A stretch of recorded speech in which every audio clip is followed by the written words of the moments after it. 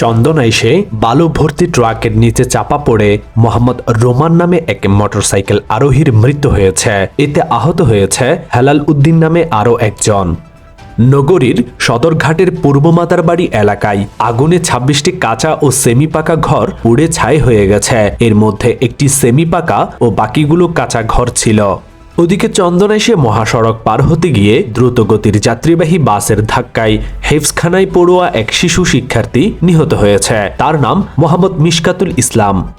বাঁশখালীর উপকূলীয় সমুদ্র এলাকায় ডাকাতির প্রস্তুতিকালে দেশীয় অস্ত্রসহ ১২ জলদস্যুকে আটক করেছে কোস্টগার্ড। উপজেলার গন্ডামারা ইউনিয়নের খাটখালী নদীর মোহনায় অভিযান চালিয়ে তাদের গ্রেফতার করা হয়।